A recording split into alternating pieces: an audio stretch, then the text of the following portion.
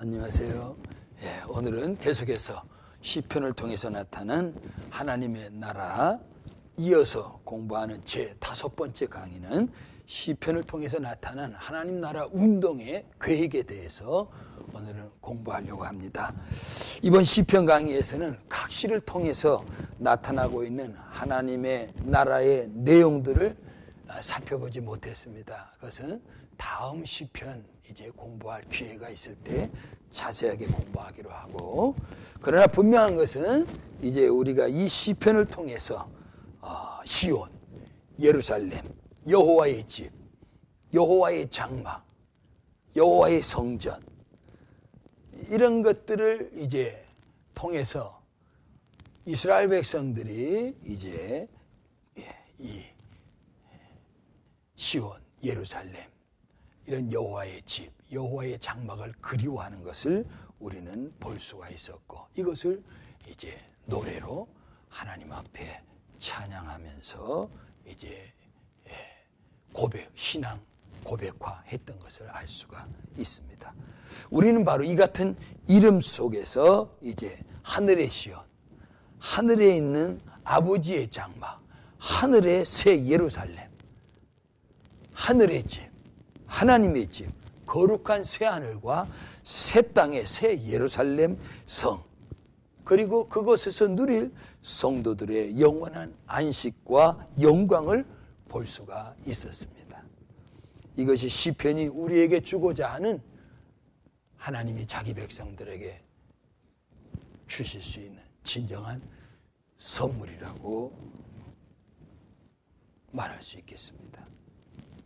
하늘의 예루살렘에 대한 그리움이 없다면 아마 시편이 오늘 우리에게 무엇을 줄 수 있겠나 한번 생각해 보고, 또 그 물음에 우리가 답하지 않을 수가 없을 것입니다. 아마 하늘의 예루살렘, 하늘의 시온산을 바라볼 수 없다면 우리는 아마 시편의 저작자들의 그 당시에 상황 속에서 받은 은혜들을 오늘 우리도 단편적인 하나의 은혜적 차원에서 교훈만 얻을 수 있게 되었을 것입니다. 그러나 진정한 인생의 꿈을 우리가 단편적인 하나의 교훈만 얻고 끝난다면 우리의 영원한 꿈, 진정한 꿈은 아마 얻을 수가 없지 않겠나, 이렇게 생각해 보는 것입니다. 그러나 이 시편 속에서 나타난 하늘의 시온, 하늘의 예루살렘을 우리가 볼 수 있다면 이 시편은 우리들에게 진정한 소망, 확실한 소망을 주는 위대한 계시의 말씀이 되는 것입니다. 한편 본 시편을 통해서 우리는 살펴본 바와 같이 사실상 이 시편은 구약 창세기로부터 말라기까지의 전 내용을 다루고 있을 뿐만 아니라 또 신약으로 넘어오면 신약시대 곧 우리 주 예수 그리스도의 초림부터 그리스도 예수의 재림까지 전 신약의 역사를 또 다루고 있는 것을 알 수가 있습니다. 그러므로 시편은 가히 신구약 총 66권 전체를 정리한 책이라고 말할 수가 있겠습니다. 그러므로 우리는 시편을 통해서 창세기부터 요한계시록까지의 전 역사를 우리는 들여다 볼 수가 있는 것입니다. 나아가 이 속에 나타난 하나님의 위대한 계획과 함께 그 뜻을 이루시기 위하여 일하시는 하나님의 역사를 우리는 볼 수가 있는 것입니다. 그러므로 우리는 여기서 이 상황을 우리가 전제로 해서 시편 속에 흐르고 있는 하나님의 계획, 곧 하나님 나라 운동에 대한 위대한 하나님의 역사를 다시 한번 재구성해 보면서 조명해 보려고 하는 것입니다. 첫째, 우리가 나타나고 있는 하나님의 계획 속에 나타나고 있는 그 놀라운 우리가 역사를 본다면 여기에는 영원히 살아계신 하나님과 그분의 나라를 우리가 찾아볼 수 있는 것입니다. 시편 93편 1절에서 5절에 이 표현이 잘 나타나 있는데 그 중에서도 특별히 시편 93편 2절을 보면 이런 말씀이 있습니다. 주의 보좌는 예로부터 견고히 섰으며 주는 영원부터 계셨나이다. 이런 고백을 하고 있습니다. 다시 말하면 시편은 먼저 하나님이 영원히 살아계시며 그 살아계신 하나님은 당신의 나라의 보좌에 영원히 존재하고 계심을 우리에게 보여주고 있는 내용입니다. 그렇습니다. 살아계신 하나님, 영원하신 하나님, 그 하나님은 그분의 나라의 보좌에서 영원히 자정하실 뿐만 아니라 천상과 지상의 모든 피조세계를 그분의 주권을 가지고 다스리시며 지배하시며 통치하신다는 사실입니다. 두 번째 하나님의 계획 속에 우리가 나타나고 있는 하나님의 역사는 바로 하나님 당신의 계획을 친히 알려주시고 발표해 주시는 그 하나님이시다 하는 것을 알 수가 있습니다. 78편 1절에서 5절까지의 내용인데 그 중에 특별히 78편 2절에 이런 말씀이 있습니다. 내가 입을 열고 비유를 베풀어서 옛 비밀한 말을 발표하리니 옛 비밀한 말을 발표하리니 2절에 이런 말씀을 통해서 우리는 살아계신 하나님은 일하시는 하나님이신데 그 일하시는 하나님은 당신의 계획을 가지고 일하실 그 일의 내용을 반드시 모든 이들에게 알 수 있도록 세상에 계시하신다는 것입니다. 다시 말하면 하나님의 계획서, 하나님의 청사진을 우리에게 이제 알려주시고 보여주고 있다는 것입니다. 그래서 우리가 성경을 자세히 읽으면 하나님의 계획이 어디서 시작되며 어떻게 진행되며 어떻게 끝을 이루어 가는가를 우리는 이 비밀한 말씀의 이제 계획을 성경을 통해서 발표해 주시고 알려주시기에 우리가 그 속에서 그 비밀의 말씀을 깨닫고 그 시대 속에서 하나님의 진행해 가는 그 비밀의 일을 우리가 깨달은 만큼 그 시대의 역할을 감당하고 충성할 수 있는 그런 일꾼이 될 수 있는 것을 우리가 이제 알 수가 있게 되는 것입니다. 세 번째 하나님의 계획 속에 나타나는 하나님의 역사는 무엇입니까? 시편에는 하나님의 계획에 대하여 언약을 맺으시고 그 언약을 맺으신 하나님은 그 언약을 이루시는 데 있어서 신실하신 하나님이라는 사실입니다. 시편 89편 1절에서 5절에 잘 말씀하고 있습니다. 그 중에 시편 89편 3절 4절 말씀을 보겠습니다. 주께서 이르시되 내가 나의 택한 자와 언약을 맺으며 내 종 다윗에게 맹세하기를 내가 네 자손들을 영원히 견고히 하며 내 위를 대대에 세우리라 하였다 하셨나이다. 이런 말씀이 기록되어 있습니다. 다시 말하면 하나님께서는 홀로 일하시는 것이 아니라 그의 택하신 자들을 하나님이 불러서 하나님의 계획을 가지고 언약을 맺으셔서 그 언약을 이루시는 하나님의 일의 동역자로 하나님의 택한 백성들을 쓰시고 하나님은 그 언약을 이제 지키시는 신실하신 하나님으로서 하나님 자신을 우리에게 보여주는 것입니다. 그러면 이 성경은 하나님의 택한 백성들과의 언약 체결로 꽉 차 있는 말씀입니다. 우리는 그 언약을 알고 그 언약을 붙들고 나갈 때 하나님은 그 언약을 신실히 지켜주시는 하나님의 그 약속의 신실하심을 우리는 경험하며 체험하게 될 것입니다. 네. 하나님은 계시하신 이 약속의 근거에서 오늘도 일하시고 그 약속을 이루어 가시는 하나님이신 것입니다.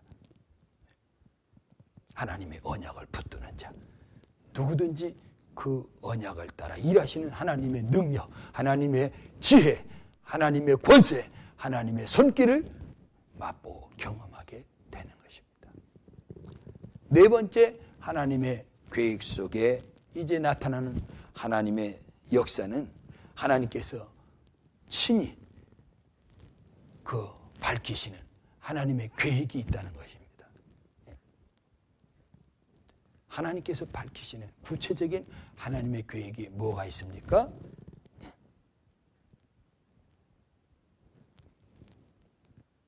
첫 번째로 하나님은 이 세상 나라에서 죄로 말미암아 죽어있는 죄인들의 구원을 위해서 메시아 되시는 예수 그리스도를 이 땅에 보내시고 그 죄를 담당하게 하셨다가 부활 승천하시고 하나님 나라의 우편에 계셨다가 다시 재차 보내셔서 하나님의 구원 계획을 완성하시겠다고 하시는 하나님의 계획을 이 땅에 우리 모두에게 알려주신 것을 알 수가 있습니다.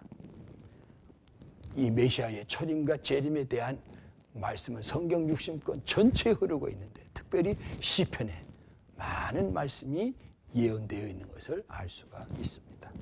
먼저 시편 8편 4절에서 6절까지의 말씀이 있는데 그 중에서 6절 말씀을 보면 4절에서 6절 말씀까지 있는데 한번 읽어드리겠습니다.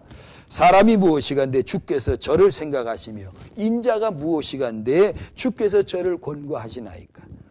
저를 천사보다 조금 못하게 하시고 영화와 전기로 간을 씌우셨나이다. 주의 손으로 만드신 것을 다스리게 하시고 만물을 그 발 아래 두셨으니 바로 이제 6절에 우리가 초점을 맞춰서 생각할 때 주의 손으로 만드신 것을 다스리게 하시고 만물을 그 발 아래 두셨으니 라고 하는 요 시편 8편 6절의 말씀이 바로 히브리서 2장 5절 이하에서 이 말씀을 인용해서 주님은 이 말씀이 성취된 것을 잘 보여주고 있는 것입니다. 예. 주님이 철임 때는 초라한 고난받으시는 십자가를 지셔야 했기에 그렇게도 무력해 보였던 고난의 메시아로 오셨지만 두 번째 재림으로 오시는 주님은 만왕의 왕, 만주의 주, 온 인류를 심판하실 심판의 주로 오시는 것을 알 수가 있습니다. 그때는 그분의 발 아래 모두가 무릎을 꿇고 그분 앞에 굴복하며 경배하며 대적하는 자들은 이제 심판을 받게 되는 것을 알 수가 있는 것입니다. 두 번째 시편 22편 15절에서 18절에도 잘 나와 있습니다. 내 힘이 말라 질그릇 조각 같고 내 혀가 이틀에 붙었나이다. 주께서 또 나를 사망의 진토에 두셨나이다. 개들이 나를 에워쌌으며 악한 무리가 나를 둘러 내 수족을 찔렀나이다. 내가 내 모든 뼈를 셀 수 있나이다. 저희가 나를 주목하여 보고 내 겉옷을 나누며 속옷을 제비 뽑나이다. 아멘. 여기서 시편 22편 18절은 마태복음 26장 35절에서 이루어지게 된 것을 알 수가 있습니다. 예수님을 십자가에 달려놓고 로마의 군병들이 예수님의 겉옷을 놓고 그들이 서로 제비 뽑아 나누는 장면을 우리는 보게 되는 것을 알 수가 있는 것입니다. 계속해서 시편 41편 9절에도 메시아의 오심을 잘 예언하고 있는 말씀을 볼 수 있습니다. 나의 신뢰하는 바 내 떡을 먹던 나의 가까운 친구도 나를 대적하며 그 발꿈치를 들었나이다. 오늘 이 말씀은 요한복음 13장 18절에서 잘 이루어지고 있는 것을 볼 수가 있습니다. 예수님과 함께 3년 동안 12제자로서 같이 동고동락하며 살아왔던, 같이 사역을 감당해왔던 가룟 유다라고 하는 제자는 결국 은이십에 스승 되시는 예수 그리스도를 팔아 넘김으로 배신하게 되는 것을 우리는 알 수가 있습니다. 계속해서 시편 68편 17절 18절 말씀도 메시아의 철임과 재림에 관해서 말씀하고 있는 예언의 계시인 것을 볼 수가 있습니다. 하나님의 병거가 천천히 만만이라 주께서 그 중에 계심이 시내산 성소에 계심 같도다. 주께서 높은 곳에 오르시며 사로잡은 자를 끌고 선물을 인간에게서 또는 패역자 중에서 받으시니 여호와 하나님이 저희와 함께 거하려 하심이로다. 에베소서 4장 7절 이하에서 또 이루어진 것을 우리는 볼 수가 있습니다. 그렇습니다. 우리 주 예수 그리스도, 우리 주님은 철임으로 오실 때는 우리 죄로 말미암아 십자가에서 대신 죽어주시는 주님의 모습이었지만, 그분이 다시 오실 때는 이제는 모든 구원받은 백성들을 다 이끌고 그 하나님의 나라로 들어갈 수 있도록 이제 역사하시는 것을 볼 수가 있는 것입니다. 계속해서 시편 69편 8절 9절에서도 이렇게 말씀하십니다.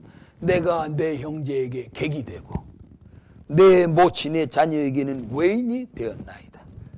주의 집을 위하는 열성이 나를 삼키고 주를 회방하는 회방이 내게 미쳤나이다.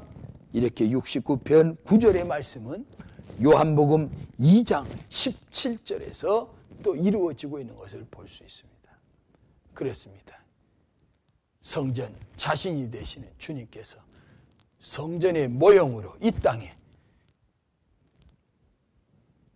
성전을 허락해 주셨지만, 그 성전을 팔고 사고 매매하는, 하나님께 드리는 제물을 가지고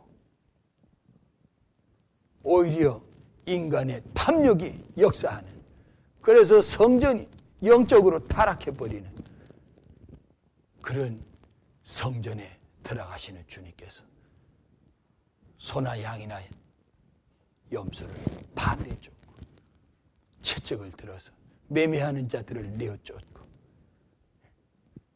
너희가 오늘 이 아버지의 집을 강도의 소굴로 만들었다고 탄식하신 그 주님의 탄식이 오늘 이 본문의 말씀에서 이루어진 것을 알 수가 있습니다.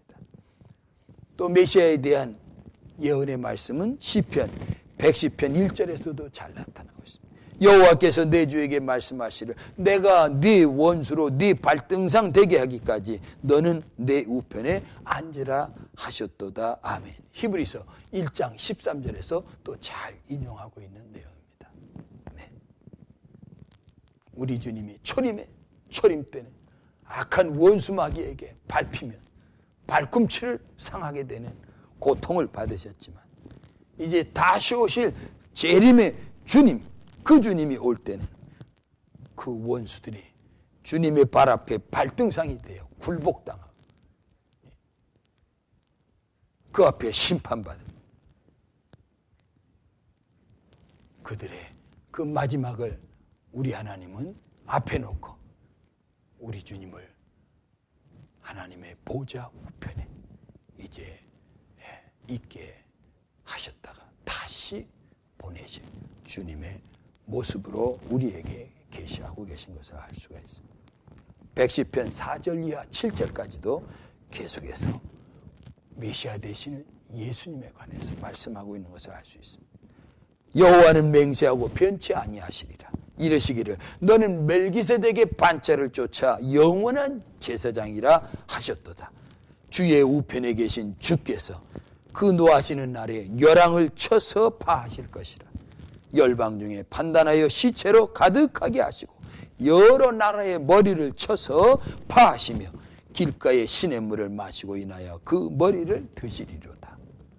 오늘 시편 110편 4절의 말씀도 히브리서 5장 6절 이하에서 잘 이루어진 말씀으로 인용하고 있는 것을 볼 수가 있습니다. 그렇습니다. 오늘 철임으로 오신 예수님, 우리 죄를 위해서 그렇게도 처참하셨, 고통당하신 예수님의 모습이었지만 다시 오실 재림의 주님의 모습은 온 인류를 심판하시는, 이 땅의 모든 권세 있는 자들을 심판하시는 심판의 주로 오시는 우리 주 예수 그리스도를 잘 표현해주고 있는 내용입니다. 시편 118편 22절에도 메시아에 대한 예언의 말씀이 잘 나와 있습니다. 건축자의 버린 돌이 진모퉁이의 머릿돌이 되셨나니 라고 말씀하신 이 말씀이 마태복음 21장 42절에서도 잘 성취되고 있는 것을 알 수가 있습니다. 네. 먼저 하나님의 말씀을 알고 그 하나님을 이제 인하여 하나님의 택한 백성으로서 이스라엘 백성들이 또 이스라엘 백성들을 지도하는 서기관, 바리새인, 제사장들 이런 지도자의 위치에 있는 자들이 오히려 오실 메시아를 기다린다고 하지만 오신 메시아를 그들은 오히려 대적하며 십자가에 못 박아 버렸습니다. 이때 버린 돌 되시는 예수님은 오히려 진모퉁이의 머릿돌이 되셔서 오늘 이방인들을 위시로 한 많은 사람들의 구원의 주가 되신 것을 우리는 알 수가 있습니다. 마지막 시편 132편 11절에서 18절까지의 메시아에 대한 말씀의 이제 내용도 잘 나타나 있습니다. 여호와께서 다윗에게 성실히 맹세하셨으니 변치 아니하실지라 이르시기를 내 몸의 소생을 내 위에 둘지라 내 자손이 내 언약과 저희에게 교훈하는 내 증거를 지킬진대 저희 후손도 영원히 내 위에 앉으리라 하셨도다. 여호와께서 시온을 택하시고 자기 거처를 삼고자 하여 이르시기를 이는 나의 영원히 쉴 것이라 내가 여기 거할 것으로 이를 원하였음이로다. 내가 이 성의 식료품에 풍족히 복을 주고 양식으로 그 빈민을 만족해 하리로다. 내가 그 제사장들에게 구원으로 입히리니 그 성도들은 즐거움으로 외치리로다. 내가 거기서 다윗에게 뿔이 나게 할 것이라. 내가 내 기름 부은 자를 위하여 등을 예비하였도다. 내가 저희의 원수에게는 수치로 입히고 저에게는 면류관이 빛나게 하리라 하셨도다. 이렇게 말씀하고 있는 것을 볼 수 있습니다.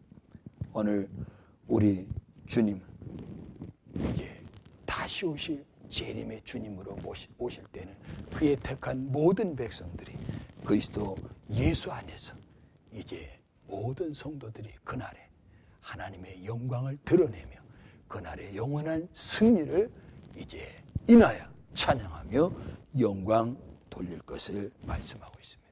그러므로 우리는 초림의 메시아 되시는 우리 주 예수 그리스도를 인한 구원의 감격, 구원의 감사 속에서 우리는 영광을 돌리고 다시 오실 재림의 주님을 바라보면서 우리의 구원의 완성을 인한 그날의 영원한 기쁨, 영원한 승리를 안겨주시고 우리가 주 안에서 수고한 작은 수고들이 그날의 영원한 영광과 기업과 상급이 될 것을 바라보며 오늘 이 시편이 주는 이 귀한 복음의 계시 앞에 소망을 가지고 승리하는 저와 여러분이 되어야 될 것입니다. 감사합니다. 수고하셨습니다.